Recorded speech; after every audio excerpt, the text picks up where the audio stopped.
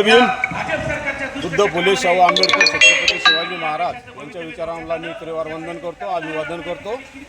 आज आपल्या भारत देशामध्ये दिल्ली येथे जंतर मंतरवर ज्या आपल्या विद्यार्थ्यांवर अमानुषपणे हल्ला करण्यात आला, ज्या पोलीस प्रशासनाने हल्ला केला, त्याचा प्रथमतः मी आझाद समाज पार्टी भीम आर्मी स्वाभिमानी रिपब्लिकन पक्ष अहिल्यानगर जिल्ह्याच्या वतीने प्रथमतः जाहीर निषेध करतो.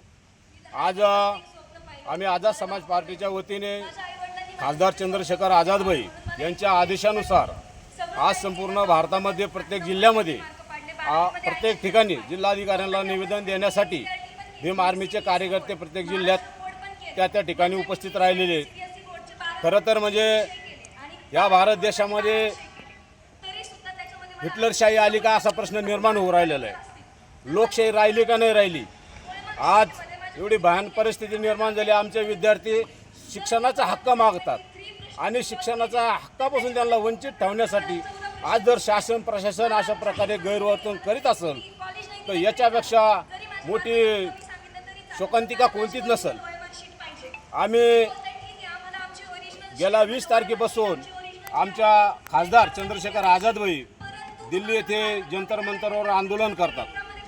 सगळ्यात जर कोणी या भारतामध्ये जर सगळ्यात पहिला खासदार कोणी गेला असेल तर ते चंद्रशेखर आझादभाई.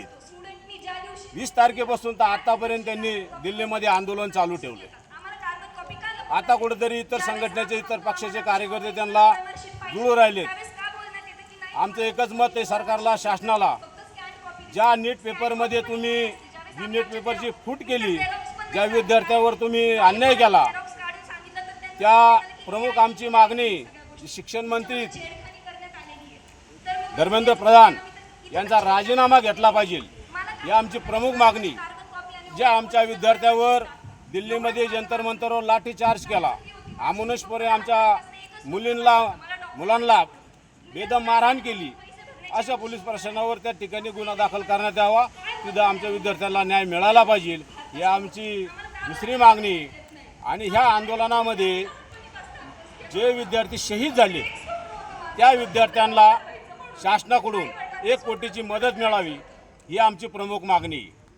आणि याच्यामध्ये ज्या विद्यार्थ्यांना ज्यांनी मारहाण केलेली असे त्याच्यात काही गुंड लोक सोडलेले होते, त्या गुंडावर कडक कारवाई करण्यात यावी, ही आमची आझाद समाज पार्टीच्या वतीने आमची मागणी आहे. आणि जर शासनाने जर ही मागणी पूर्ण केली नाही तर हे आंदोलन कदापि संपणार नाही. हे आंदोलन कायम चालू राहणार आहे.